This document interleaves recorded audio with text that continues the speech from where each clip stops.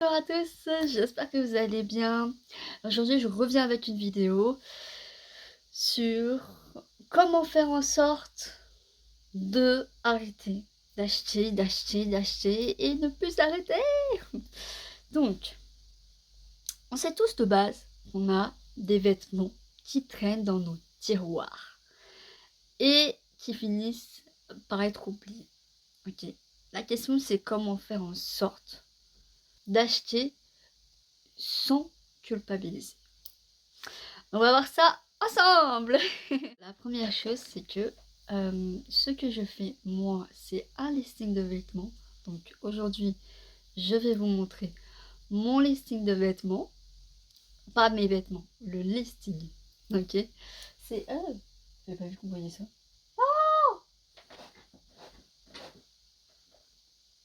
Ouais, mais on voit tout là.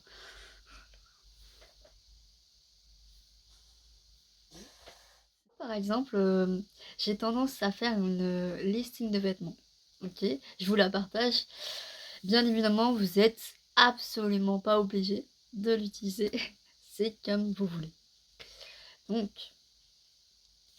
le but, c'est de se donner des limites et de savoir en fait combien est-ce que j'ai vraiment besoin d'acheter des vêtements quand, quand je vais faire du shopping.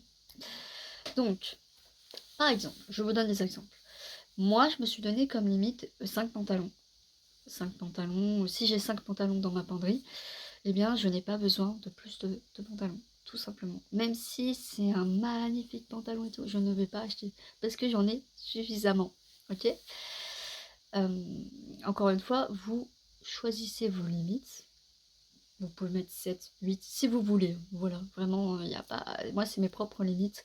Au niveau chaussures, j'avais mis 7 maximum. Je trouve que c'est très bien, cette paire de chaussures.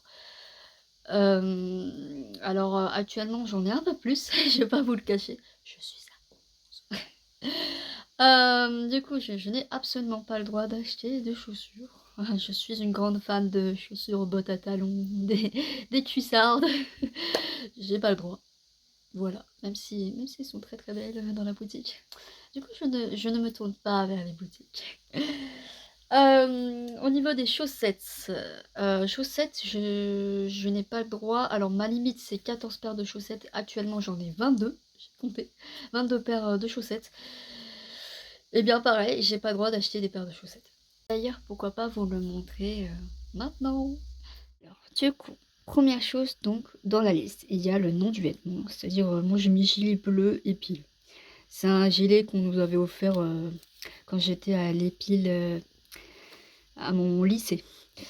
Donc j'ai mis gilet bleu épile, je savais pas comment l'appeler. Date d'achat, je sais pas parce que en fait, ce n'était même pas acheté, c'était donné. Donc très clairement, je pense que c'était donné, je ne sais plus. Ça date de 2024, il me semble. J'ai mis dans ma liste remarques et réparations si j'ai besoin de faire une réparation. Je le note ici. Date également du vêtement quand quand il est mort, c'est-à-dire quand c'est fini, il faut le noter. Comme ça, je sais la durée de combien de temps le vêtement a duré. Marque du vêtement, alors j'avoue, je ne sais pas, puisqu'il n'y avait pas vraiment de marque. Donc, je n'ai pas trouvé la marque. Point d'interrogation.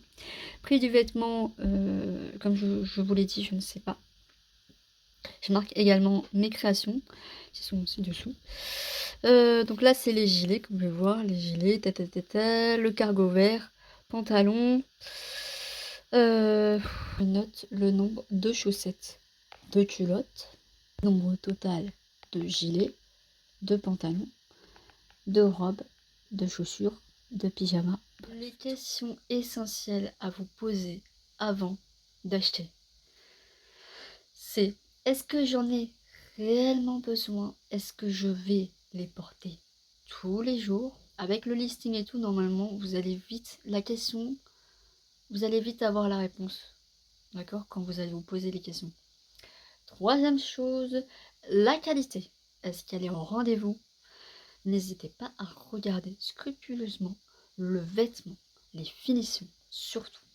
Parce que il peut arriver que des fois, lors des finitions, bah, petite couture qui est lâchée à droite, à gauche. Voilà. Et c'est là où vous allez remarquer d'ailleurs que est-ce que ça a vraiment été bien fait? Parce que quand la finition ou il y a une couture qui lâche, ça veut dire que il n'y a pas eu de il n'y a pas eu de vérification derrière. C'est-à-dire que quand on travaille dans une bonne entreprise de production, il y a toujours quelqu'un qui vérifie la qualité du travail.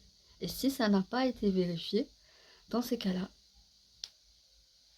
c'est que ce n'est pas de la bonne qualité et que le vêtement, vous savez ce que vous devez faire. Je n'ai même pas besoin de répondre à cette question. D'accord? Voilà. Le but de ma vidéo, c'est que en achetant moins, en fait, vous allez faire des économies. Ça, c'est super.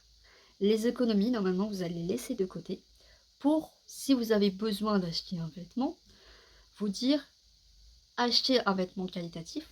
Par exemple, l'idéal, c'est acheter du Made in France, ok? Parce que en faisant ça, vous allez soutenir les travailleurs français, ok? Les entreprises françaises, en gros. En soutenant les entreprises françaises, vous allez également pouvoir permettre peut-être la naissance d'une entreprise qui va ouvrir ses portes et qui va pouvoir venir se mettre, comment expliquer, être directement en boutique et vous aurez la possibilité d'acheter du Made in France en boutique directement au lieu d'acheter en virtuel. C'est mieux, non? C'est déjà la fin de la vidéo, donc je vous souhaite une agréable bonne journée ou bonne soirée. Et je sais même pas comment terminer la vidéo. Au revoir. Au revoir. Ah oui, n'hésitez pas à partager, à commenter la vidéo et à me dire surtout si vous voulez d'autres vidéos comme ça. J'hésite à faire une vidéo également sur les marques françaises, sur ce que j'en pense, ou alors juste les présenter. Pourquoi pas les présenter, franchement, moi j'adore. Enfin voilà.